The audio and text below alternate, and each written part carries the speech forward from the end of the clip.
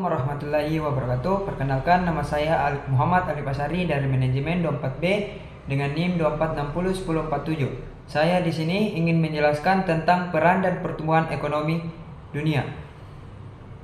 Peran merupakan peristiwa konflik bersenjata antar negara atau kelompok yang berdampak luas, tidak hanya pada aspek keamanan tetapi juga pada perekonomian global. Dalam konteks ekonomi, kebijakan perang adalah keputusan negara yang berkaitan dengan pembiayaan militer, pembatasan perdagangan, sanksi ekonomi, serta strategis politik internasional selama konflik berlangsung.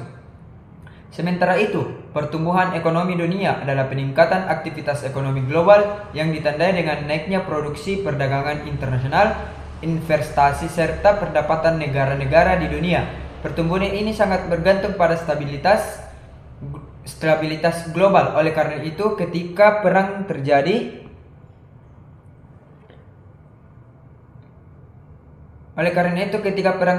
stabilitas tersebut terganggu dan pertumbuhan ekonomi dunia cenderung melambat.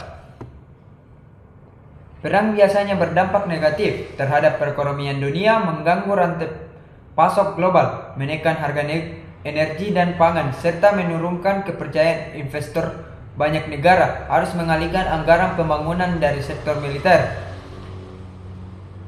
sehingga pertumbuhan ekonomi menjadi terhambat. Contoh nyatanya dapat dilihat dari perang Rusia dan Ukraina. Konflik ini menyebabkan lonjakan harga minyak gas, gandum, dan pupuk di pasar internasional.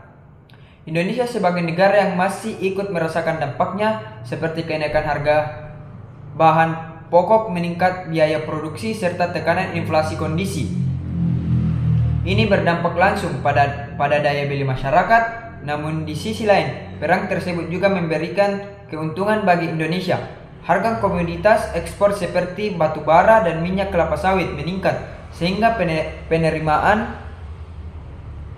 ekspor dan devisa negara ikut naik. Hal ini menunjukkan bahwa dampak perang terhadap Indonesia tidak sepenuhnya negatif, tetapi bersifat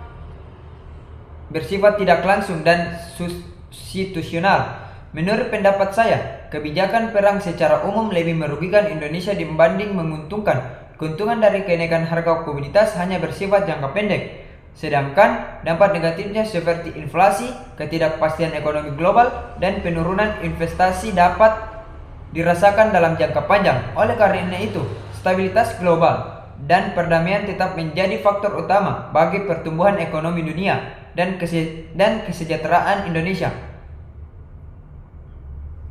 Wabillahi taufiq wal hidayah. Wassalamualaikum warahmatullahi wabarakatuh.